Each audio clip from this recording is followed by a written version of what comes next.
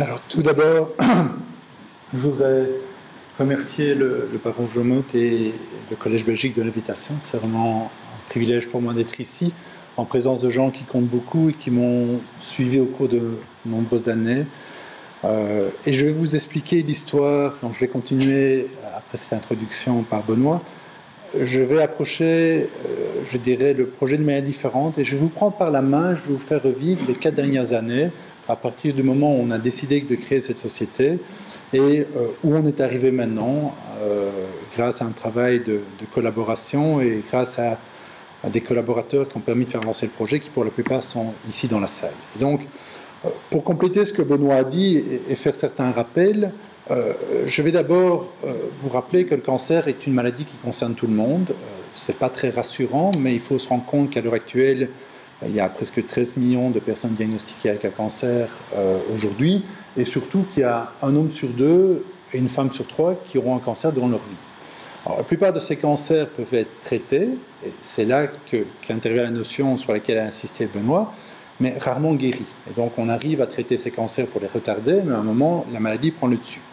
Et donc, on a commencé Iteos à un moment, peut-être par chance, peut-être par opportunité, à un moment où il y avait un momentum et un concept qui devenait de plus en plus évident, c'est que si un jour on veut vraiment guérir le cancer, le système immunitaire, comme Benoît l'a expliqué, aura un rôle très important à jouer. Et de fait, cette publication, c'est un article dans le New York Times en 2011, qui a été suivi par un prix Nobel, qui a été donné à des gens qui ont travaillé sur l'immunothérapie du cancer. Et comme Benoît l'a dit, en 2013, un des magazines les plus prestigieux a effectivement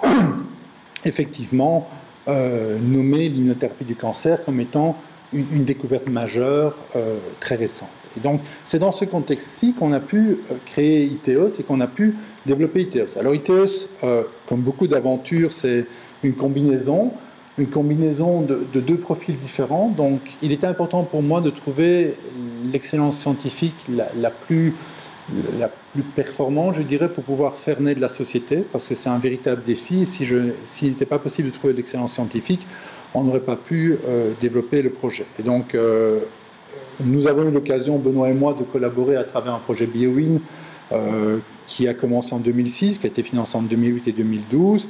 Et en 2010, Benoît m'a appelé un matin, en 2009 en fait, un matin de décembre 2009, en me disant est-ce qu'on ne créerait pas une société.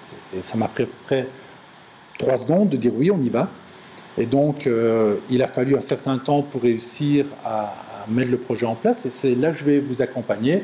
Donc, le baron Jomot a fait une introduction extrêmement élogieuse de mon parcours. Bon, je dirais que je me caractérise comme étant un scientifique qui a un tropisme vers le business développement, et vous m'excuserez pour mon franglais ce soir, mais je pense que ma force est de pouvoir faire, je dirais, le pont entre la science et le business, ce qui est indispensable pour développer un projet de spin-off. Et donc, nous avons été aussi soutenus par la région Wallonne. J'ai abandonné mon poste de directeur chez Euroscreen fin 2010 pour obtenir une bourse de postdoctorant pendant 2 ans qui m'a permis de financer, je dirais, ce projet, d'être financé pour pouvoir mettre la société sur pied. Alors, Iteos, je vais vous répondre tout de suite à la question parce qu'on nous la pose à chaque fois. D'où vient le nom Iteos? Eos est la déesse de l'aurore, donc c'était le symbole d'un jour nouveau, et IT, c'est pour immunothérapie. Donc c'est un des exercices amusants lorsqu'on crée une société, trouver un nom, trouver un logo, etc. On a passé beaucoup de temps là-dessus. Nos épouses nous ont aidés, celles qui finalement ont choisi, comme pour beaucoup de choses importantes. Mais Iteos, c'est surtout la combinaison de l'expertise de Ludwig, et Benoît a introduit cet institut prestigieux qui existe depuis plus de 40 années, qui a investi plus de 2,5 milliards de dollars dans la recherche sur le cancer, et aussi la combinaison de l'Institut de Duve, où il y avait une expertise très importante sur l'immunologie tumorale et l'interaction entre le système immunitaire et le cancer chez l'homme. Et donc, on a réussi à combiner les deux. Ça ne s'est pas fait directement. Il a fallu d'abord convaincre l'Institut Ludwig d'investir dans un projet belge. Nous sommes une spin-off de la Ludwig au niveau mondial, pas seulement de la branche belge. Donc, nous sommes allés à New York, là où se trouve le siège central, en mars 2010, pour essayer de convaincre les Américains de la pertinence du projet. Et ils ont, je dirais, été vite convaincus. J'ai eu un financement de 2 ans qui m'a permis de vivre et parfois de survivre grâce au soutien de la région wallonne. Ça a été très important. Et la Ludwig m'a également aidé à ce moment-là. Et nous sommes rentrés dans ce qu'on appelle la préparation d'un business plan, qui est un élément essentiel. Vous ne pouvez pas aller voir des investisseurs sans avoir un business plan, même si ceci est très virtuel ou très théorique. Vous devez avoir un projet avec une vision qui va vous dire, voilà, à partir de l'argent récolté, nous allons pouvoir développer ou atteindre telle étape de création de valeur et pouvoir ainsi développer la société étape par étape. Et donc, nous avions au départ 3 projets, IDEO et TDO dont Benoît parlait, et un autre projet que je mentionnerai brièvement, qui concernait une autre enzyme qui était aussi impliquée dans des mécanismes d'immunosuppression. Alors, on a eu un soutien énorme de la région wallonne, on a eu en fait le plus grand subside jamais attribué à une start-up par la région, nous avons reçu plus de 6 millions d'euros de la part de la région wallonne, et je vous montrerai que ça a été vraiment un soutien énorme qui nous a permis de mettre le projet en place et de le mettre en place avec une ambition pour nous faire devenir un acteur de classe mondiale. Alors, il a fallu convaincre les investisseurs, et ça c'était très compliqué, parce que même si on venait d'instituts prestigieux, il y avait au départ une propriété intellectuelle qui était relativement limitée, c'était surtout un savoir-faire qu'on allait utiliser et valoriser dans le projet. Et donc au départ, les investisseurs ont été extrêmement réticents. Ils nous ont dit oui, c'est gentil, mais revenez nous voir quand vous aurez une propriété intellectuelle solide, des brevets, etc. Et donc ça a été un exercice de plus d'1 an. J'ai rencontré des dizaines d'investisseurs en Europe, aux États-Unis, pour essayer de les convaincre de se lancer dans le projet. Et finalement, je le montrerai très rapidement, c'est grâce à un cercle proche, à des amis, à des gens passionnés, qu'on a pu financer le projet, aussi avec des fonds d'investissement locaux, notamment celui de l'UCL, qu'on a pu financer le projet. Mais il a été impossible à ce moment-là de convaincre des investisseurs de référence d'investir dans ce type de projet. Et ce qui était important pour moi aussi, c'est qu'au-delà des cibles qu'on a mises en place, qu'on avait sélectionnées, qu'on développe une plateforme qui nous permet non seulement de développer des candidats médicaments sur ces cibles, mais également de pouvoir développer un savoir-faire qui nous permettrait sur le long terme d'intégrer de nouvelles cibles et d'attirer des partenaires pharmaceutiques pour développer des projets visant le métabolisme du micro-environnement tumoral. Et donc, ce que nous avons aussi décidé, c'est de concentrer ici en Belgique cette expertise sur ce micro-environnement tumoral et de sous-traiter tout le reste. Alors, ce n'était pas le business model idéal que j'avais souhaité, mais c'était aussi une réalité économique. Nous avons décidé de garder en Belgique ce qui fait notre différence par rapport à des compétiteurs, et tout le reste est sous-traité soit en Europe, soit aux États-Unis, soit en Asie, avec des partenaires que nous avons sélectionnés, dont je vais parler. Et donc, au-delà de cette association entre l'excellence scientifique et cette vision entrepreneuriale, il a fallu très rapidement trouver des investisseurs. La Ludwig, pour la première fois, a investi en cash dans un de ses projets, en plus du transfert technologique, ce qui est un autre avantage, en plus du soutien de la région wallonne. Donc, nous avons réussi à lever 9 millions d'euros. 9 millions d'euros, c'est à la fois énormément d'argent et très peu. C'est énormément d'argent pour un projet en Belgique, c'est très peu pour un projet de drug discovery.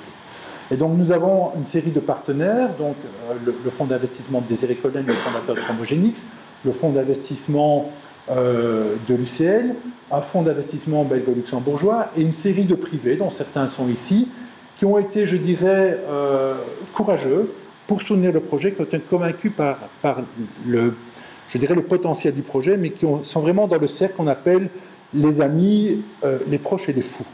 Donc ceux qui ont vraiment cru qu'il y aurait moyen de faire quelque chose. C'est grâce à eux qu'on est là aujourd'hui, et c'est grâce à eux qu'on continuera à se développer aussi, et donc ça a été une étape essentielle. Mais au-delà de cet investissement, au-delà de cette vision entrepreneuriale, au-delà de la science, il faut se rendre compte qu'il y a des dizaines d'expertises qui sont nécessaires pour monter un projet. Et donc, il y a tout ce qui est propriété intellectuelle, même si on n'en avait pas beaucoup au départ, il était important de très rapidement sécuriser la propriété intellectuelle qu'on allait développer. Il y a les aspects stratégiques. Qu'est-ce qu'on va choisir comme type de partenaire? Qu'est-ce qu'on va choisir de développer en Belgique? Qu'est-ce qu'on va choisir de donner en partenariat? Il y a tout ce qui est finance et comptabilité, parce qu'on est ce qu'on appelle un modèle en cash burn, c'est-à-dire que chaque euro qu'on dépense, c'est un euro qui nous fera vivre un peu moins longtemps. Donc gérer nos dépenses est quelque chose d'extrêmement important. Il y a tout ce qui est réglementaire. Je dois dire que ce n'est pas toujours facile en Belgique. Ma collaboratrice, quand elle me parle de Mensura, du bien-être au travail, de tous les règlements, des permis de travail et tout ça, c'est bien que ça va être une sensibilité importante chez moi, parce que ça va nous prendre énormément de temps et ça ne nous aide pas à toujours avancer. Donc c'est un aspect qui est extrêmement important, mais qui prend beaucoup d'énergie. Il y a également tout ce qui est ressources humaines. Le projet, s'il a un jour un succès, sera dû aux collaborateurs et à tous les partenaires. Donc les ressources humaines sont extrêmement importantes à gérer. Tout ce qui est business développement, donc comment est-ce qu'on va se positionner par rapport aux partenaires pharmaceutiques. Tout ce qui est interaction avec les biotechnologies et des entreprises pharmaceutiques. Bon là, après 15 ans, je dirais d'expérience dans le monde pharma-biotech, j'avais un carnet d'adresses que j'ai pu rapidement valoriser. Et tout ce qui va être licence et contrat. Donc, toutes ces expertises-là, nous avons dû les intégrer dans la société sous forme de consultants, sous forme de networking, sous forme de relations privilégiées, pour pouvoir construire un noyau avec une masse critique suffisante que pour pouvoir avancer dans le projet. Alors, le projet, il doit être aussi, je dirais, supporté, soutenu par une série de comités ou de conseils qui vont aider à construire la gouvernance de la société.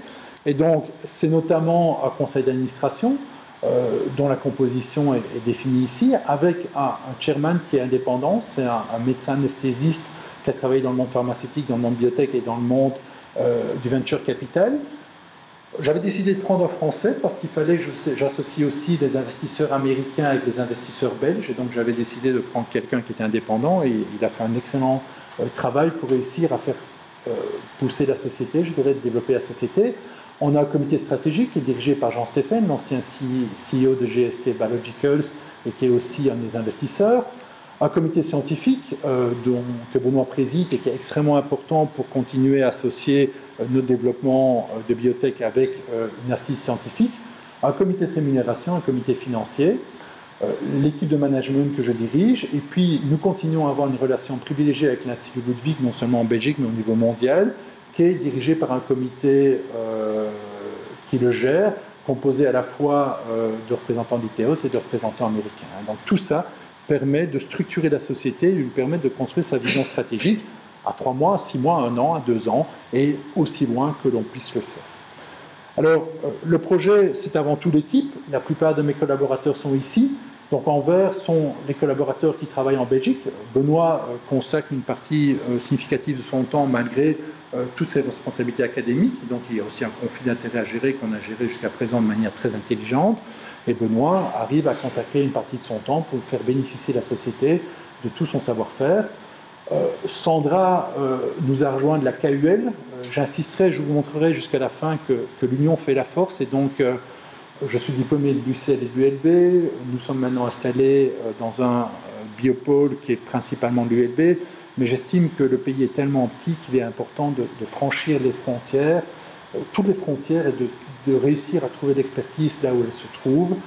Grégory vient de l'ULB, Marie-Claire et Virginie viennent de l'UCL, Marie est française, et Stefano, lui, est un Italien qui a été formé en Angleterre, qui a travaillé 10 ans en Suisse et que j'ai attiré en Belgique.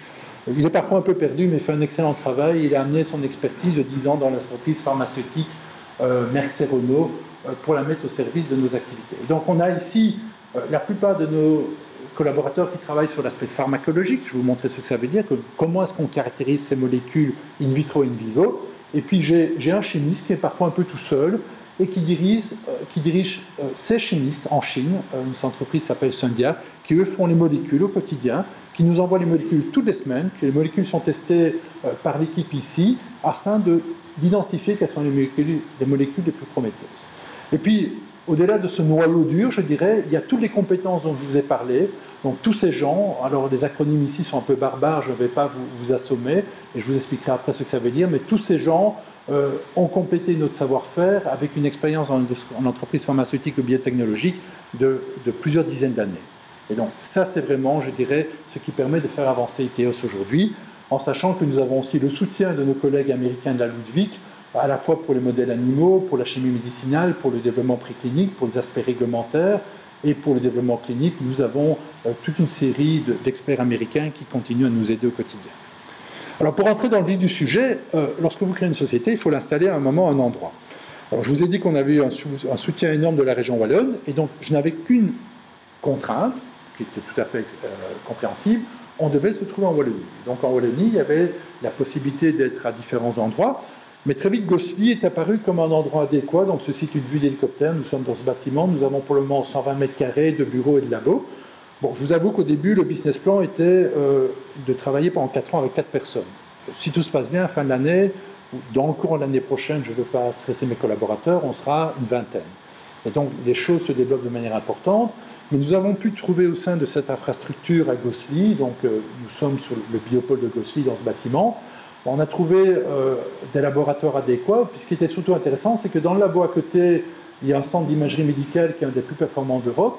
Il y a une des meilleures infrastructures en Belgique pour la manipulation sur animaux. Je suis désolé de vous dire que nous sommes obligés de travailler avec des animaux, mais nous avons une des meilleures animaleries dont le directeur se trouve ici aujourd'hui, qui nous aide énormément et qui nous permet de développer une expertise de classe mondiale. Et il y a également un partenaire financé en partie par la région Wallonne qui s'appelle Younes, dont la directrice est ici aussi, qui nous aide pour tout ce qui est analyse génétique cellulaire. Donc finalement, l'avantage pour moi de m'installer à Gosselies était que je ne devais pas investir dans des murs ou dans des infrastructures, mais que je pouvais me permettre d'investir dans la science et dans les gens. Et donc c'est la raison pour laquelle nous sommes à l'heure actuelle à Gosselies, et nous allons continuer à nous développer, soit de la base, soit un endroit où nous aurons les meilleures opportunités pour faire grandir la société. C'est parfois un peu compliqué et on teste beaucoup les bouchons, mais on reste en contact privilégié avec l'Institut Ludwig, évidemment, notamment pour tout ce qui est analyse d'échantillons cliniques. Et nous avons une partie de nos collaborateurs qui travaillent là-bas et qui continueront à travailler là-bas. Donc, ITEOS, aujourd'hui, se structure comme cela. Alors, ITEOS, c'est aussi une série de partenaires. Donc, je vous ai parlé de Ludwig.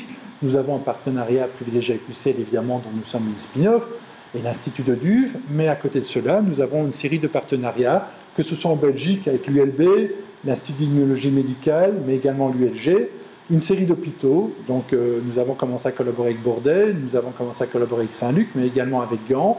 Et nous avons aussi commencé une collaboration avec Lille. Et nous avons aussi des collaborations, je dirais, plus lointaines, internationales. Johns Hopkins, Baltimore, Heidelberg en Allemagne, et Roswell Park Cancer Institute aux États-Unis, qui est un gros centre de cancérologie sur les cancers gynécologiques. Donc nous avons, je dirais, une constellation de partenaires scientifiques qui continuent à nous aider à développer notre excellence scientifique et qui continueront à nous aider à développer cette excellence scientifique. Et donc à côté de ces collaborations académiques, nous avons aussi une série de partenaires qui nous aident dans les différentes expertises qui sont indispensables pour ce programme de Drug Discovery dans lequel je vais commencer à rentrer de manière vive. Donc il a fallu faire un criblage, je vais vous expliquer tout de suite ce que c'est. Ici, c'est un partenaire américain, là, un partenaire anglais. Nous faisons énormément de chimie. Les partenaires entourés en bleu sont belges. WuXi est chinois, Sundia également. Nous devons tester ces molécules pour des propriétés que je vais expliquer avec une série de partenaires en Europe et en Chine.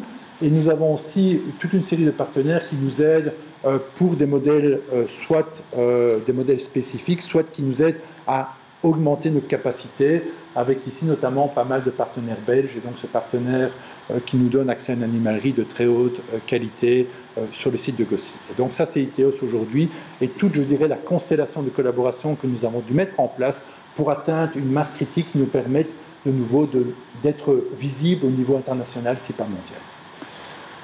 Alors, nous avons aussi un partenaire français qui gère notre propriété intellectuelle, qui est vraiment notre coffre-fort dans lequel nous construisons et nous développons toute notre propriété intellectuelle, qui sera, je dirais, le vecteur indispensable pour créer notre valorisation à présent et dans l'avenir.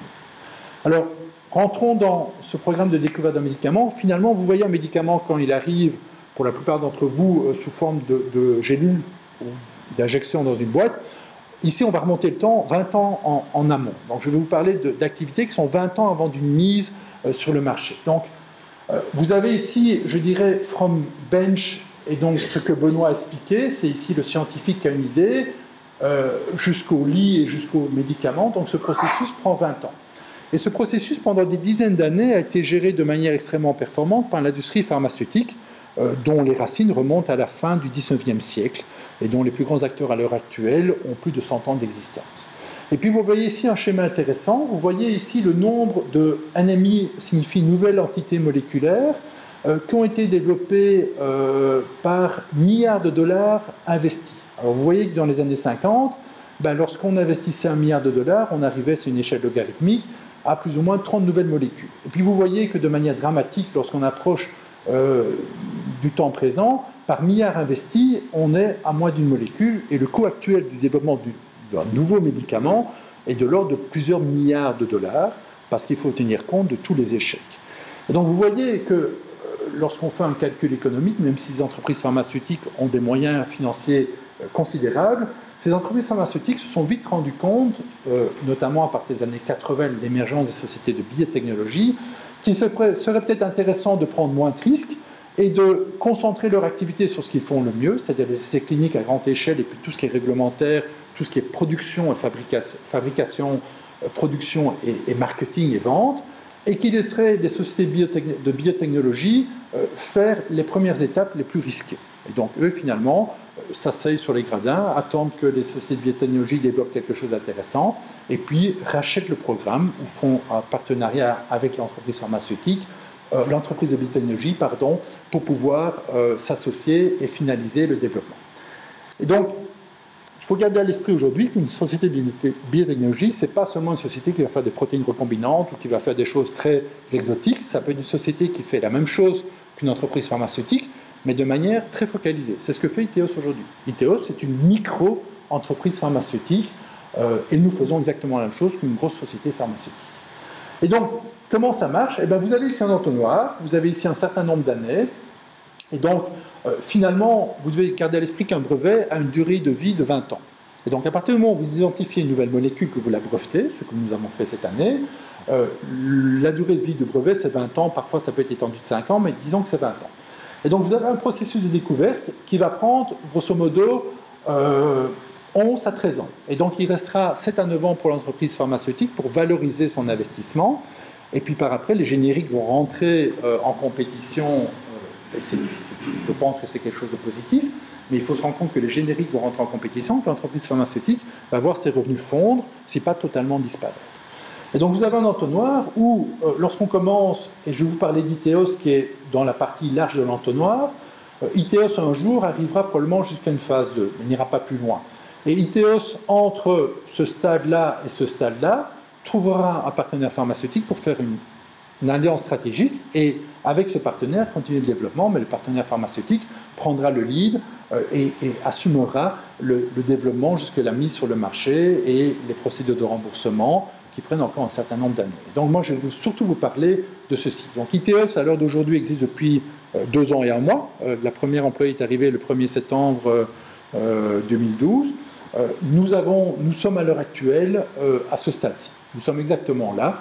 Et donc, on a gagné un peu de temps sur notre premier projet et nous sommes à une étape où on considère qu'on pourrait rentrer en clinique d'ici fin 2015, début 2016.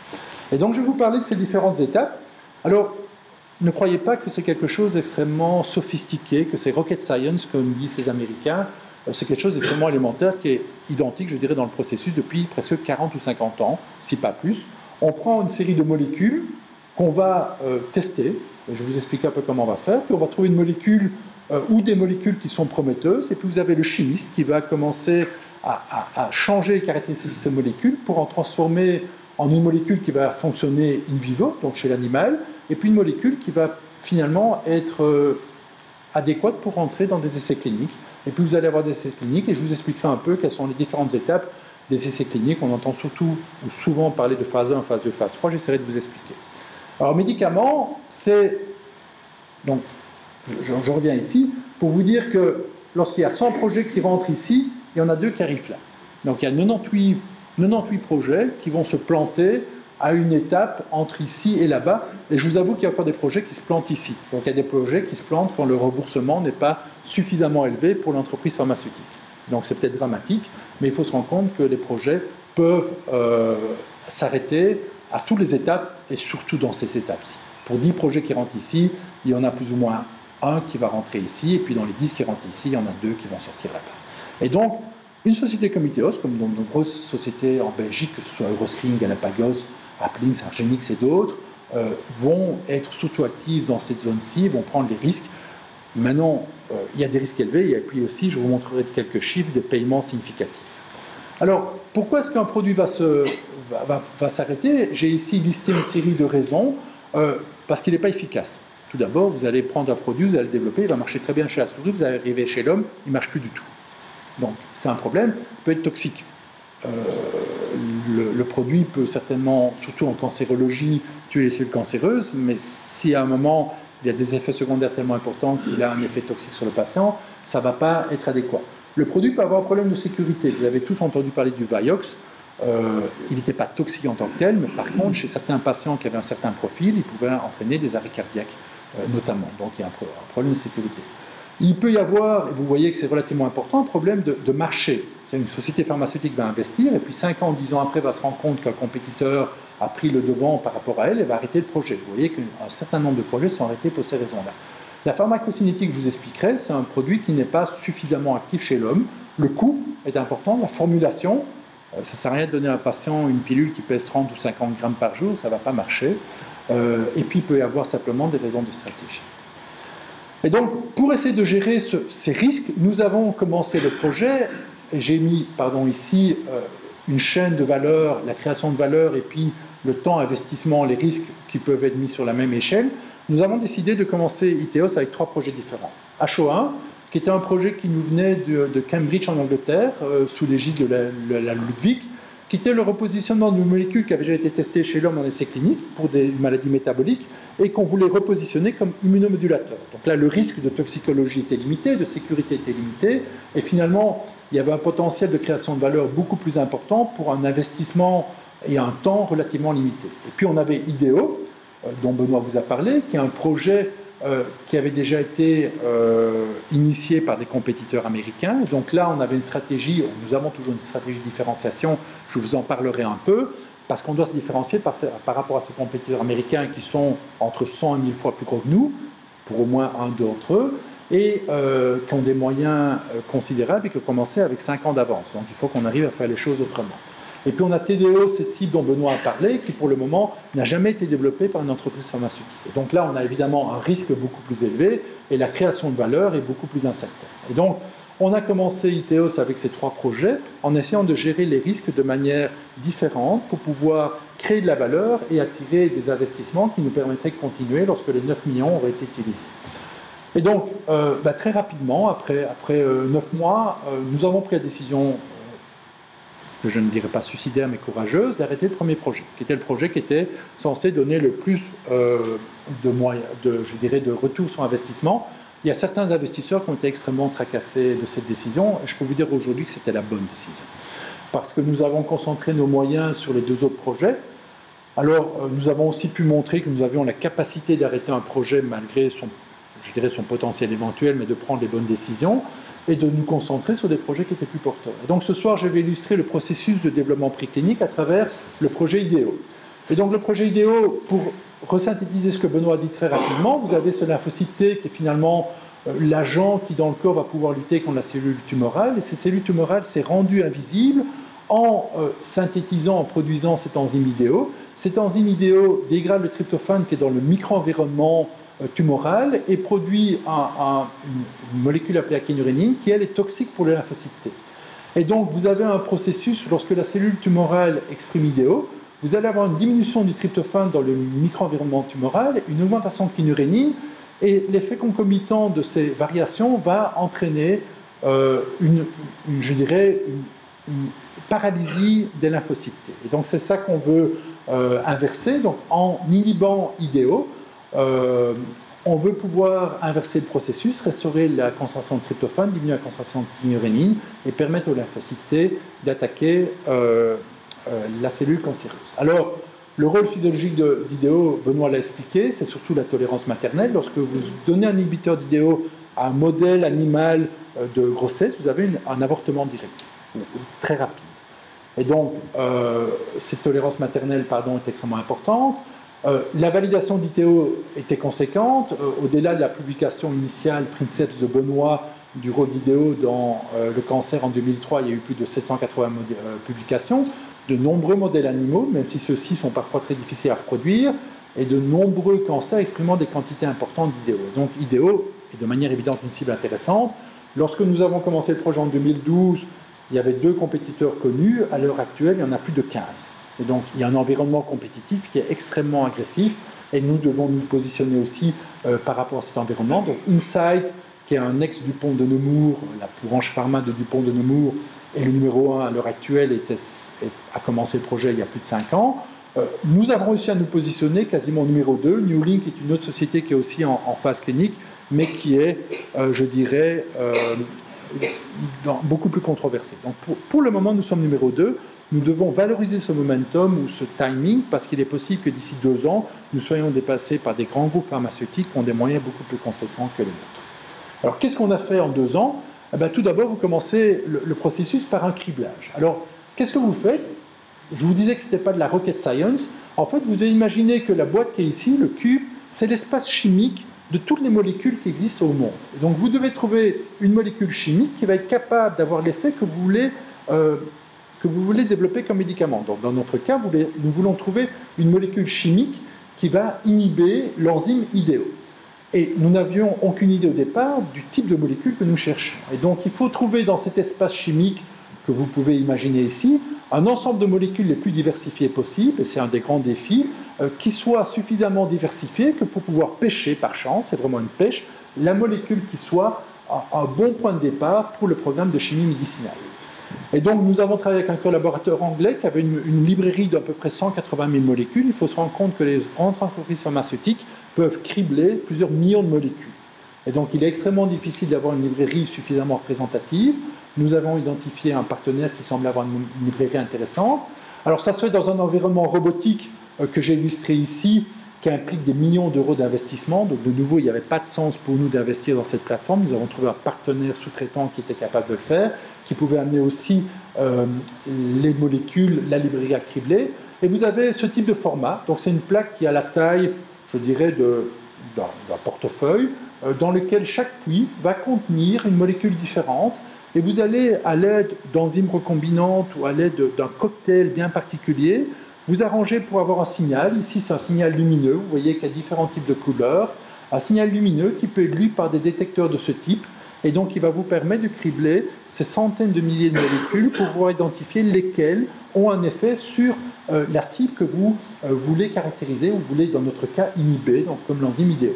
Et donc, par exemple, un puits qui est orange est un puits dans lequel une molécule est positive. Et donc, nous avons réalisé ce criblage. Nous avons criblé les 180 000 molécules. Nous avons trouvé plus ou moins 1000 molécules actives. Et donc, le chimiste a dû commencer à analyser toutes ces molécules et essayer d'identifier quelles étaient les molécules les plus prometteuses. Et donc, en général, lorsque vous finissez ce criblage, vous avez une molécule qui a ce qu'on appelle une certaine puissance, une certaine affinité. Mais pour que cette molécule soit intéressante, et on va parler ici d'un hit, donc ce qui sort du criblage primaire, pour que cette molécule soit intéressante, il faut qu'elle soit soluble. Si elle n'est pas soluble, vous n'arriverez jamais à l'administrer à un patient. Il faut qu'elle soit métabolisable, mais pas trop vite dégradée. Il faut qu'elle puisse être absorbée par voie orale ou par voie intraveineuse, qu'elle puisse passer à travers l'estomac, l'intestin, et arriver au site que vous voulez moduler. Il ne faut pas qu'elle soit toxique, évidemment, il faut qu'elle soit sélective, c'est-à-dire que votre molécule, elle ne doit pas non seulement cibler votre cible comme IDO dans ce cas-ci, mais également cibler 10 autres enzymes, sinon vous allez avoir des effets secondaires qui sont indésirables. Et donc vous commencez avec une propriété en vous disant que vous allez devoir faire un compromis pour que toutes ces caractéristiques soient les meilleures possibles. Et donc le chimiste a cette obsession permanente de se dire qu'est-ce que je fais si j'améliore ceci, mais qu'en même temps je diminue ou j'augmente la toxicité. Et donc ça va être à chaque fois un compromis. Et donc ce chimiste va partir d'un point de départ, d'un hit, et puis il va lui greffer des extrémités, il va faire des modifications chimiques. Donc vous avez des groupements chimiques ici qui vont être un peu...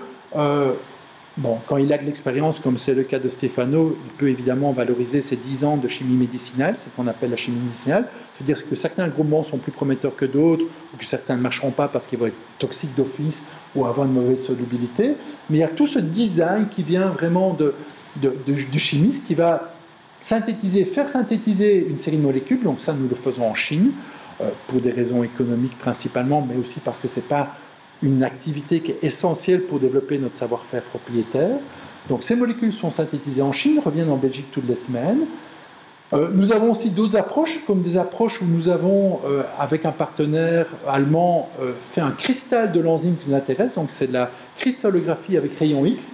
Et ce cristal a été fait en présence de molécules, soit des compétiteurs, soit de nos molécules les plus prometteuses. Et ne me demandez pas d'expliquer, mais les chimistes arrivent à voir dans ce type d'infrastructure moléculaire comment la molécule se place, comment l'inhibiteur se place et se dit, tiens, si je mets un groupement un peu plus volumineux ici ou un peu plus petit, je vais améliorer l'interaction avec l'enzyme. Et donc il y a vraiment du design qui est fait avec ces molécules, puis ces molécules reviennent chez nous, c'est une expérience de chez nous, on a comparé, c'est une prolifération des lymphocytes, donc c'est les globules blancs qui sont responsables de l'effet anticancéreux. Nous avons, c'est une collaboration, et ici une expérience qui a été faite en collaboration avec Luc Pilote à l'Institut Ludwig. Nous avons testé notre meilleur inhibiteur par rapport à celui d'un compétiteur, et vous avez ce qu'on appelle une dose-réponse. Donc vous augmentez la concentration ici, et vous avez un effet qui est bénéfique. Et vous voyez que nous mesurons, toutes les molécules qui ont été synthétisées à l'heure actuelle, plus d'1 millier, ont été caractérisées par notre équipe à travers une série de tests pour identifier une molécule qui maintenant commence à avoir un profil intéressant. Donc on garde l'activité, c'est évidemment important. Elle est suffisamment soluble que pour fonctionner, que pour être injectée à un animal. Elle n'est pas trop vite métabolisée, pas trop lentement. Elle est correctement absorbée. Elle n'a pas une grosse toxicité et elle est sélective pour notre projet. Et donc ça prend des mois, si pas des années. Et donc il y a une série de synthèses qui ont été faites, une série de tests. Le chimiste analyse les résultats des tests, redesign ces molécules en se disant tiens là j'ai fait une erreur dans mon design, là c'est une bonne idée, ça a l'air d'être une piste intéressante, explorons cette piste. Il y a des cycles de synthèse itératifs qui prennent des semaines, des mois, et nous recevons toutes les semaines des molécules que nous testons pour essayer d'affiner le profil et arriver à ce profil-ci. Alors une fois que vous êtes là, vous avez ce qu'on appelle un lead, et ce lead obtenu par itération va devoir être testé in vivo. Alors in vivo vous avez un double défi. Vous avez le défi de ce qu'on appelle la pharmacocinétique. Et on parle souvent de l'ADME. Qu'est-ce que c'est l'ADME? C'est un acronyme pour l'absorption. Comment est-ce que la molécule va être absorbée chez le patient? Comment est-ce qu'elle va être distribuée? Est-ce qu'elle va être directement dans le pied? Ce n'est pas ce qui vous intéresse. Est-ce qu'elle va être dans l'urine, dans les fécès? Ou est-ce qu'elle va être distribuée de manière homogène? Comment est-ce qu'elle va être métabolisée? Est-ce qu'elle va partir de nouveau via l'urine? Est-ce qu'elle va partir autrement? Combien de temps ça va prendre? Et comment est-ce qu'elle va être excrétée? Donc ça, c'est les propriétés pharmacocinétiques. Et puis vous avez les propriétés pharmacodynamiques. Comment est-ce que la molécule va interagir avec la cible in vivo? Et donc vous devez combiner les deux. Vous devez avoir la pharmacocinétique, une molécule qui reste suffisamment longtemps dans le corps que pour avoir un effet. Et puis la pharmacodynamique, à quelle concentration elle va avoir cet effet? Et vous voyez en général qu'il faut essayer d'avoir des concentrations relativement élevées pour avoir un effet. Par contre, la molécule, elle ne va pas rester très longtemps, elle ne va pas s'accumuler chez le patient, ou dans le modèle animal, et lorsqu'elle s'accumule, en général, elle est toxique. Et donc, vous devez de nouveau avoir un compromis entre cette pharmacocinétique et cette pharmacodynamique pour trouver les doses qui seront les plus prometteuses à la fois pour les modèles animaux et à la fois pour le traitement chez les patients, par la suite pour le traitement chez le patient. Et donc là, il y a tout un travail expérimental qui a été fait, notamment par l'équipe. Bon, Benoît vous a parlé de ce métabolisme du tryptophane, qui est un acide aminé essentiel, donc on ne peut pas le synthétiser nous-mêmes, il est apporté par l'alimentation. 95% du tryptophane est dégradé en kynurénine par l'activité d'IDO ou du TDO. Donc dans ce cas-ci, lorsqu'on inhibe IDO, ce qui se passe, c'est qu'on va avoir une modulation de la concentration de la kynurénine dans le sang. Et donc ça, c'est une expérience que nous avons faite chez Iteos. Nous avons comparé notre meilleure molécule par rapport à un compétiteur. Nous avons mesuré la kynurénine dans le sang de l'animal. Et vous voyez que lorsqu'on donne la molécule par administration orale, nous mesurons la kynurénine 2 heures après, donc qui est le produit de la réaction. On voit que si on inhibe l'enzyme, donc on coupe le robinet, on va diminuer de manière importante la concentration de kynurénine dans le sang des animaux traités avec des concentrations croissantes de l'inhibiteur pour arriver à un niveau d'inhibition qui est quasiment le niveau maximum. Et la bonne nouvelle dans cette expérience, c'est qu'on avait des concentrations ou un effet qui était proche de l'inhibiteur du compétiteur, qui est celui qui est en clinique à l'heure actuelle. Donc ça, c'est déjà une très bonne nouvelle. Ces résultats-là, on les a eus aux alentours de la fin de l'année passée. Et donc c'était une première étape pour nous. Notre molécule marche in vivo. Donc nous avons ce qu'on appelle un lead. Et maintenant, nous avons travaillé durant 2015 dans des modèles animaux. Et donc, de nouveau, c'est une obligation. Si on pouvait, on ne le ferait pas. Mais on doit travailler avec des modèles animaux parce qu'on analyse l'interaction entre le système immunitaire et la tumeur. Et ça peut seulement se faire dans des modèles animaux. Et donc l'équipe a travaillé pendant des mois, 7 jours par semaine, 2 fois par jour en permanence. Il y a eu un énorme travail de la part de toute l'équipe pour développer une série de modèles dont certains ont été transférer de la Ludwig. Donc on a d'abord utilisé le modèle on a utilisé le modèle que Benoît a présenté avec le vaccin. Donc ce modèle qui nous a permis de voir qu'on avait, en combinaison de notre inhibiteur avec un vaccin, un effet bénéfique.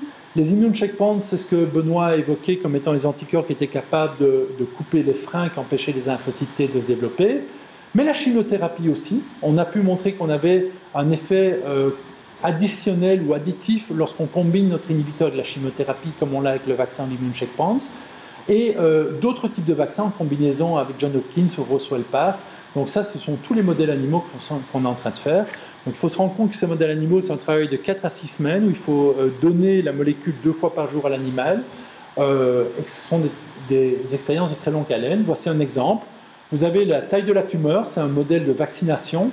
Donc ici, vous avez l'animal qui a été vacciné. Vous voyez que la tumeur se développe au cours du temps pour atteindre des tailles très conséquentes. Et puis vous avez le vaccin qui a été donné en même temps que l'inhibiteur du compétiteur, qui donne un effet significatif. Et puis ici, dans cette expérience-ci, j'ai choisi l'expérience qui était la plus esthétique, je le reconnais, mais nous avons un effet encore plus important lorsque combine le vaccin avec notre propre inhibiteur. Donc ça a vraiment été pour nous, je dirais, excusez-moi pour l'anglicisme, un breakthrough. Ça a été une étape déterminante. Ce sont des résultats que nous avons obtenus un peu avant l'été ou au début de l'été. Et donc ça nous a permis de nous positionner en nous disant, voilà, on a non seulement un lead, mais on a un candidat de développement. Donc on a une molécule qui maintenant, vous voyez que j'ai augmenté la toile avec d'autres caractéristiques. Nous avons une molécule qui a une activité très importante, qui a une efficacité significative, je vais vous le montrer dans le modèle animal. Nous avons une molécule qui est sélective et nous avons fait toute une série de tests pour montrer que notre inhibiteur inhibait uniquement IDO. Nous avons une molécule qui n'est pas toxique, ou du moins dans les études préliminaires, qui a l'air d'avoir une sécurité élevée et qui a peu ou pas d'effets secondaires. Nous avons une molécule qui est relativement stable, nous avons une molécule dont le métabolisme et la dégradation est compatible avec une application chez l'homme. Alors, je reviens avec ces principes d'ADME, donc absorption, distribution, métabolisme, excrétion, qui étaient aussi très intéressants. Nous avons réussi à sécuriser une propriété intellectuelle qui nous permettait de considérer que notre molécule pourrait être un jour donnée en licence à un partenaire pharma et transformée en médicament. Et la synthèse est extrêmement facile, la production également. Stéphano n'est pas là aujourd'hui, il est en Chine pour valider la synthèse d'un batch clinique qui devrait être fini la semaine prochaine. Donc, on en est où aujourd'hui? On en est là, excusez-moi, le tableau est un peu, je dirais, complexe, mais la pharmacocinétique, la manière dont la molécule se comporte chez un être vivant, nous avons testé la souris, le rat, nous avons de très bons résultats. Nous avons testé le chien. Chez le chien, ce n'est pas adéquat. La molécule est directement dégradée chez le chien pour un métabolisme spécifique du chien. Nous avons travaillé avec le mini cochon qui est devenu un standard en Europe parce qu'on ne peut plus travailler avec des singes en Europe. Mais nous avons également testé le singe et nous avons aussi travaillé sur des hépatocytes isolés à partir de matériel humain. Et nous avons obtenu une molécule qui était des caractéristiques qui étaient extrêmement prometteuses. J'y reviendrai juste après. La pharmacodynamique, la manière dont notre molécule va moduler la concentration de kynurénine dans le sang, nous avons obtenu des très bons résultats chez la souris, je vous ai montré. Le mini-cochon, c'est en cours. Le singe, nous sommes toujours en train de travailler dessus. Et l'humain, nous avons une très bonne prédiction. Les modèles animaux, il faut se rendre compte que ce n'est pas prédictif. Un modèle animal va vous donner une série d'informations, mais ne va pas vous prédire de ce qui se passe chez l'homme. Mais nous avons obtenu de très bons résultats grâce au travail, je dirais, acharné de l'équipe et de nos collaborateurs.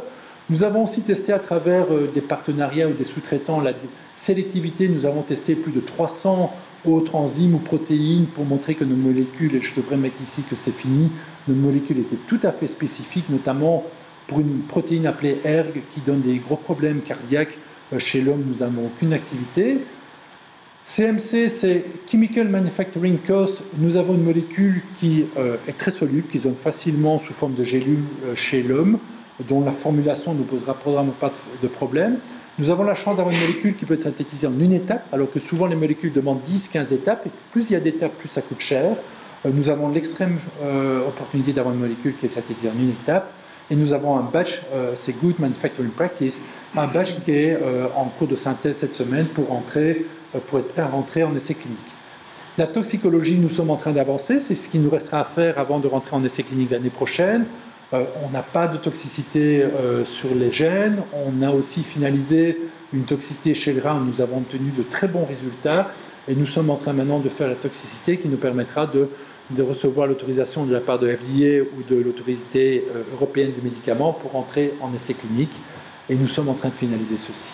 Et donc nous avons aussi un protocole de phase 1 qui est prêt et nous avons sélectionné des centres cliniques. Nous pensons, si nous continuons à développer sans partenaire pharmaceutique, collaborer avec Saint-Luc et Bordeaux pour pouvoir faire la phase 1 ici en Belgique dans un avenir très proche. Et donc ça, c'est ce qu'on a réussi à faire dans les 18 derniers mois. Alors comment on se différencie par rapport aux compétiteurs? Donc je vous rappelle, ce compétiteur, c'est Incyte, ils sont en phase 2, ils ont fait un partenariat avec les 4 plus grosses sociétés pharmaceutiques au monde. Donc on vient comme le petit pousset, mais on vient avec des ambitions.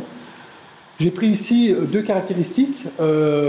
Comment notre molécule va moduler la prolifération des lymphocytes T, qui est vraiment le mécanisme d'action sur le cancer. Ces chiffres-ci sont très proches l'un de l'autre, ce qui indique que les molécules ont une puissance similaire. Lorsqu'on teste l'activité des molécules sur du sang humain obtenu à partir de volontaires sains, nous avons aussi des chiffres très proches qui indiquent que les molécules ont une puissance comparable. Par contre, ce qui est intéressant, c'est quand on regarde comment les molécules se comparent chez le singe, qui est l'espèce la plus proche de chez l'homme. Chez le singe, l'activirane, c'est la manière dont la molécule va être éliminée. Alors, ici, plus ce chiffre est élevé, plus vite la molécule est éliminée. On voit qu'on a une molécule qui va être éliminée 6 à 7 fois moins rapidement que le compétiteur. La demi-vie de notre molécule va être 3 à 4 fois plus élevée, et si on prédit la demi-vie chez l'homme, la demi-vie de notre molécule va être 6 à 7 fois plus élevée. Ça, c'est extrêmement important. Est-ce que vous donnez une molécule 1 fois par jour, 2 fois par jour, 3 fois par jour à un patient? Est-ce que cette molécule, ce médicament que vous donnez, va avoir un effet toute la journée, pendant 3 heures, pendant 5 heures? Notre molécule est beaucoup plus intéressante. Et lorsqu'on prend ce chiffre qui est finalement la concentration atteinte dans le sang, on voit que notre molécule, elle atteint des concentrations qui sont 15 fois plus élevées que celle du compétiteur, alors que son activité est similaire. Et donc on s'attend à avoir une molécule qui va avoir une activité beaucoup plus importante que celle du compétiteur. Et en plus, notre molécule pénètre dans le cerveau, ce qui est en général une caractéristique qu'on essaye d'éviter, mais dans le cas des cancers, ça pourrait permettre de contrôler le développement des métastases du cerveau, qui sont souvent, je dirais, un pronostic très mauvais pour les patients. Donc, on doit maintenant rentrer en essai clinique pour montrer que la toxicité de notre molécule n'est pas importante. Nos compétiteurs ont observé une toxicité importante lors d'un essai clinique avec l'anti-Stella 4 dont Benoît a parlé. Ils ont dû diminuer les doses de 300 mg à 50 mg, ce qui est à notre avantage parce que non seulement leur molécule a une couverture moindre, mais en plus ils ont dû diminuer les doses qu'ils voulaient utiliser. Et nous avons aussi un programme sur TDO qui nous permettrait pour certains types de cancers d'évaluer la combinaison d'un inhibiteur IDO avec un inhibiteur TDO. Et donc voilà où nous en sommes aujourd'hui. Voilà par exemple le profil d'élimination au cours du temps de la molécule lorsqu'elle est donnée par voie orale chez le singe. Nous avons la molécule du compétiteur ici, ceci est la concentration atteinte dans le sang. Nous avons notre molécule, vous voyez que même pour des gens qui ne sont pas spécialistes, que ici la molécule, la courbe en bleu, donne un effet beaucoup plus important que la courbe en rouge. Benoît a montré que IDO était exprimé dans de nombreux cancers. Alors je vous ai montré qu'on avait développé une molécule et maintenant on a une question majeure. Dans quel type de cancer nous allons commencer nos phases cliniques? Ça aussi, c'est un élément extrêmement important. Je tiens à rappeler que finalement, si on résume un peu la situation, nous avons un programme qui permet de rendre la tumeur détectable pour d'autres types de traitements. Donc ces types de traitements sont les immunocheckpoints, sont les thérapeutiques vaccines, sont aussi de la chimiothérapie. Lorsque vous donnez ces traitements seuls, vous avez, comme Benoît l'a indiqué, un effet partiel parce que dans la plupart des patients, la tumeur est invisible. Et donc le concept est de donner une combinaison de traitements, donc notre inhibiteur IDO avec un de ces traitements, pour pouvoir rendre la tumeur détectable et plus facilement attaquable par un de ces traitements pour avoir la meilleure réponse possible. Et donc ce concept doit être intégré par rapport au profil d'expression d'IDO. Donc ce travail est fait pour le moment en collaboration avec la Ludwig par Nicolas et Camille qui sont présents ici. Nous devons choisir certains types de cancers. Vous voyez par exemple que le cancer de l'endomètre, qui est un cancer, il y a 1300 cas par an en Belgique, qui est un cancer, comme tous les cancers, mais qui a un pronostic assez défavorable. Chez les femmes, vous voyez qu'on a une énorme expression d'IDO. Par contre, pour ce cancer-là, il n'y a aucune combinaison facilement accessible. Et donc, nous avons un inhibiteur qui pourrait très bien marcher là, mais il n'y a pas de combinaison disponible. Et donc là aussi, il y a toute une stratégie. Quelle est, parmi ces différentes tumeurs, celle qui pourrait être les plus prometteuses et qui permettrait de faire des combinaisons intéressantes. Benoît a mentionné le mélanome, a mentionné l'ovaire. Eh bien, je vais vous dire, c'est simple, pour l'ovaire, il n'y a plus moyen de recruter des patients. Lorsque vous vous adressez au Key Opinion Leader en Belgique sur le cancer de l'ovaire, Ignace Vergoot au Geistesberg, il me dit voilà, moi en ovaire, j'ai 600 patients par an, j'ai 52 essais cliniques en cours. Donc tout le monde fait la file, excusez-moi l'expression, pour essayer de recruter des patients. Par contre, l'endomètre, j'ai 1300 patients par an et j'ai 2 essais cliniques en cours. Et donc vous avez toutes ces dimensions qui doivent intégrer pour choisir quelle est l'indication que vous allez sélectionner pour votre essai clinique. Et donc les essais cliniques, et je finirai quasiment par ceci, les essais cliniques, vous avez différentes phases. Pour l'oncologie, c'est très particulier parce que vous commencez directement avec des patients, vous n'allez pas chez des volontaires sains. Vous avez ici le nombre de patients, vous avez le taux de succès et vous avez le coût par patient, plus ou moins, qui va être modulé de 10 à 20%, mais ça vous donne une idée. Donc une phase 1, dans notre cas, ça va être à peu près 20 à 30 patients. Pendant une année et demie, on va donner des doses croissantes à ces patients. Après avoir vérifié que chez l'animal, la molécule n'était pas toxique, on sait qu'on peut mesurer la kynurénine dans le sang du patient. On veut vérifier que la molécule est effectivement à une bonne sécurité et qu'elle n'a pas de toxicité. On veut vérifier aussi les paramètres d'ADME. Je vous ai dit qu'on avait prédit une demi-vie chez l'homme, on doit vérifier si c'est bien le cas. On doit vérifier que ça ne va pas être différent entre un homme et une femme, que ça ne va pas être variable entre un jeune et un plus âgé. Et donc, on doit vérifier tous ces effets dans la phase 1. L'efficacité, on l'obtient très rarement. Ce n'est pas dans une phase 1 que vous allez pouvoir guérir un patient. Ça arrive parfois, mais c'est extrêmement rare. Par contre, vous avez toute une série de paramètres immunologiques qu'il est extrêmement important d'affiner. Nous collaborons pour le moment avec Saint-Luc, avec Bordeaux aussi, pour essayer de déterminer quels seraient les paramètres qu'on pourrait déjà déterminer dans la phase 1 pour préparer la phase 2, où là, on va essayer d'avoir une efficacité. Donc la phase 2, on va passer entre 50 et 100 patients lorsqu'on est une start-up comme Iteos. Ça va prendre jusque 2 années. On va, là, c'était une molécule seule. Là, on va directement aller avec une combinaison. Je vous ai expliqué juste avant que c'était important de viser des combinaisons. Donc, on va essayer de trouver la bonne combinaison. Qu'avec l'efficacité de nos molécules, à quelle concentration elle va fonctionner? Est-ce qu'on va avoir une toxicité? Je vous ai dit que le compétiteur avait observé une toxicité lorsqu'il combinait sa molécule avec un anti-CTLA4. Quels vont être les effets secondaires? Quel va être le dosage qu'on va choisir? Donc ça va prendre 2 ans. Il y a beaucoup de projets qui échouent à ce moment-là. On appelle ça le stade de preuve de concept chez l'homme. Et puis on passe dans une phase 3 où là, il y a très peu de biotech qui se risquent. GSK, par exemple, dans son SMH A3, a investi plus ou moins 150 millions d'euros. Vous imaginez le type d'investissement qu'il faut faire. C'est là qu'on va chercher un partenaire pharma. Ça va prendre de 1 à 4 années. Il faut faire des populations variées dans différents centres. Il faut comparer avec un placebo. De nouveau, on veut voir quelle est la sécurité, les effets secondaires. Il y a toute une analyse statistique. Qu'est-ce qui se passe chez un patient qui va prendre le médicament B en plus de celui qu'on veut lui donner, qui va prendre un antidépresseur, qui va prendre un antidouleur, qui va prendre... Et donc, vous voyez que ça reste extrêmement complexe. Et donc là, on va avoir des données qui vont permettre de préparer l'enregistrement, qui va encore prendre 1 ou 2 années. Et puis, après que le médicament soit arrivé sur le marché, on va continuer avec ce qu'on appelle une phase 4, qui va prendre plusieurs années. Et en fait, on continue à suivre ce qui se passe chez les patients traités pour être sûr qu'il n'y ait pas des effets qui n'aient pas été identifiés au départ sur des populations bien spécifiques de patients et être sûr que le médicament est sûr. Et donc voilà, vous comprenez maintenant pourquoi un médicament peut coûter plus d'1 milliard d'euros. Alors, comment est-ce que nous, on va préparer notre prochain tour? Donc, je vous ai dit qu'on avait récolté 9 millions. Ces 9 millions nous donnent une certaine...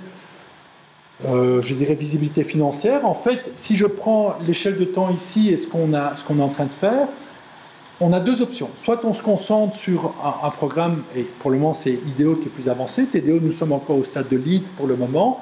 En fait, avec l'argent qu'on a récolté, les 9 millions, en bleu, on peut arriver fin 2015 à la finalisation du développement préclinique. On pourrait être prêt à rentrer en développement clinique, mais il nous faut un investissement supplémentaire qui nous permet de faire une phase 1, une phase 2, qui permettent de continuer le 2e programme, et j'en reparlerai après, qui permettent aussi de valoriser la plateforme et le savoir-faire qu'on a développé pour développer de nouveaux projets, parce qu'il y a d'autres cibles dans le micro-environnement tumoral qui seraient intéressants d'adresser. Décision stratégique qu'on a prise il y a 3 semaines au niveau du conseil d'administration.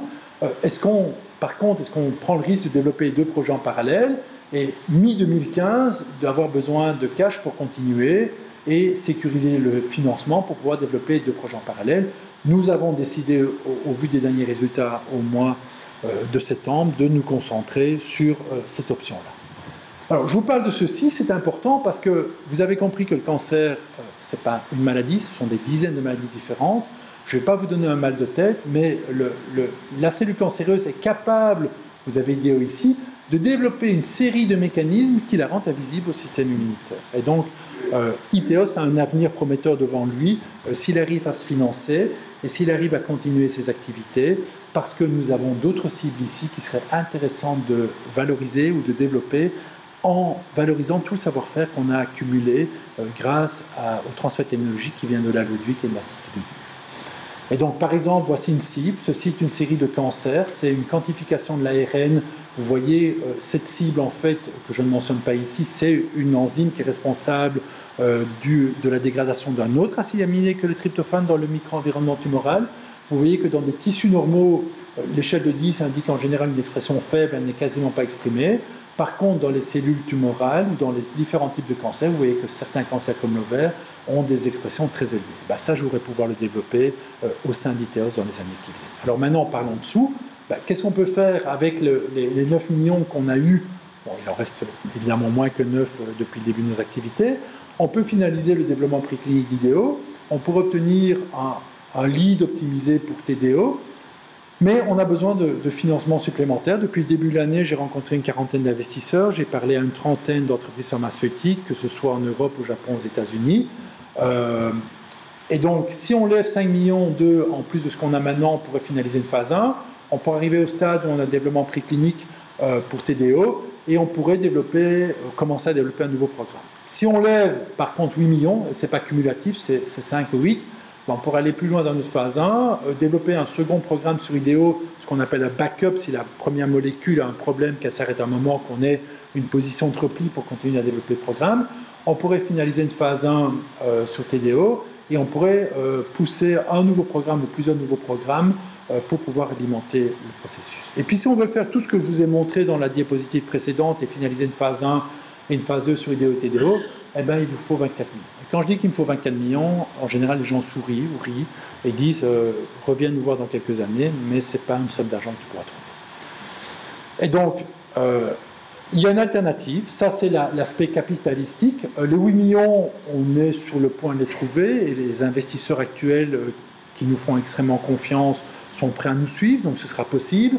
Les 8 millions, on pourrait le faire, mais ça veut dire que d'ici 2 ans, il faut recommencer. Il faut recommencer à trouver de l'argent et ça prend énormément d'énergie, ça prend énormément de temps. Et donc l'alternative, c'est se dire, voilà, est-ce que le projet est arrivé à un stade suffisamment mature que pour attirer un partenaire pharmaceutique déjà maintenant? Et donc on rentre dans une autre configuration, finalement, on rentre dans ce partenariat stratégique où certains diront, oui, mais vous vendez déjà les bijoux de la couronne. Je dirais non, on s'associe à un partenaire qui nous permet d'avoir une ambition plus importante et de développer notre projet. Et donc ça, je vous disais que le risque était du côté des biotech, c'est une échelle qui reprend en différents stades de développement. Donc Discovery, c'est là où on est pour TDO, préclinique, c'est là où on est pour IDEO, et puis phase 1, phase 2, phase 3. Lorsque vous donnez un programme en partenariat stratégique à une pharma, voici les montants que vous pouvez espérer d'avoir en millions d'euros. Alors attention, ce sont des bio-euros, dans la mesure où ces montants sont seulement obtenus lorsque le projet arrive jusque le marché. Je vous ai dit qu'il y avait un projet sur 10 qui arrivait sur le marché. Donc il faut se rendre compte que ces euros, vous ne les avez pas d'office, qui est un pourcentage de probabilité. Mais vous voyez qu'un partenariat avec un partenaire pharmaceutique pour vous donner un investissement en actions, ce qu'on appelle un paiement en amont, en upfront, des financements de recherche, et puis des milestones qui peuvent atteindre des centaines de millions d'euros en fonction du développement que vous arrivez à avoir. Et puis un pourcentage sur les royalties. Donc ce pourcentage, c'est quoi? La pharma, à chaque fois qu'elle vend un médicament, vous avez 12% du prix de la vente, déduit de tous les coûts de fabrication, qui retournent à la biotech. Donc vous voyez que financièrement, ça peut être extrêmement attractif. Alors pourquoi ce serait intéressant aussi pour une société comme Iteos qui est dans l'immunothérapie du cancer? Je vous ai dit, voilà, on travaille dans un domaine où il faut combiner nos molécules avec d'autres traitements pour identifier les traitements les plus efficaces dans certaines indications thérapeutiques. Donc, si on reprend ce schéma au cours du temps où on a les moyens d'arriver au début d'une phase clinique, si j'ai un investisseur qui investit les 8 millions dont je vous ai parlé, puis par après encore 16 millions supplémentaires, On va pouvoir faire sans problème une phase 1, on est quasiment prêt à commencer, on a d'excellents contacts avec Saint-Luc et Bordet, on pourrait déterminer la sécurité et la toxicité. Par contre, la phase 2, où on veut identifier une combinaison, ben, il va falloir trouver une combinaison qui est déjà disponible sur le marché. On ne va pas aller sonner à la porte de Merck, de BMS, de Roche ou d'AstraZeneca, qui sont pour le moment les 4 pharma les plus avancés, leur dire « Est-ce que vous voulez bien nous donner accès à votre portefeuille pour tester nos combinaisons ?» Ce ne sera pas possible. Et donc, il faut qu'on fasse une phase 2 avec une immunothérapie qui a déjà été approuvée sur le marché. Donc ça limite les indications, ça limite les combinaisons. Par contre, si on fait un partenariat dans les mois qui viennent avec une entreprise pharmaceutique, eh ben, la création de valeur, elle pourrait être beaucoup plus rapide. Évidemment pour le partenaire pharma, mais aussi pour nous. Parce que non seulement on aurait accès à un portefeuille de combinaisons qu'on pourrait déjà commencer à tester dans les mois qui viennent, on pourrait avoir une approche, je dirais, plus complexe ou plus intelligente de l'immunothérapie, parce qu'on pourrait non seulement combiner avec des vaccins, mais aussi avec des anticorps ou avec d'autres approches comme les cellules, les lymphocytes modifiés, comme Benoît l'a indiqué. En collaborant avec un partenaire pharma, on n'aurait pas une seule indication, comme on pourrait le faire ici avec notre financement, mais plusieurs indications. On pourrait aussi développer un test de diagnostic en parallèle avec le test le programme de drug discovery, et puis on pourrait aussi développer toute une série de backups. Et donc aujourd'hui, je vous avoue qu'on est en discussion, et j'espère avant la fin de l'année que vous aurez le plaisir de voir un press release. On est en discussion pour les 2 scénarios, et on étudie toujours les 2 scénarios, et je suis extrêmement soutenu par notre conseil d'administration. Et nous pensons avant la fin de l'année pouvoir concrétiser quelque chose qui va vraiment transformer Iteos et qui va lui permettre de concrétiser, je dirais, tout ce qu'on a rêvé maintenant depuis presque 4 ans. Et donc, Benoît et moi, nous remercions tous nos partenaires, nos collaborateurs, tous ceux qui nous ont soutenus, ils sont nombreux dans cette salle. Et puis, ceux qui me connaissent bien savent bien que j'aime bien utiliser des devises. J'adore la devise belge. Si c'est un succès, c'est parce que l'union fait la force. Et c'est grâce à la combinaison de l'expertise de l'UCL, de la Ludwig, de l'ULB, des autres universités et de toute une série de gens passionnés qu'on y arrivera. Et c'est comme ça qu'on est arrivé à ce que je vous ai montré aujourd'hui. Et je tiens aussi à remercier mon épouse pour tout soutien qu'elle m'a fait.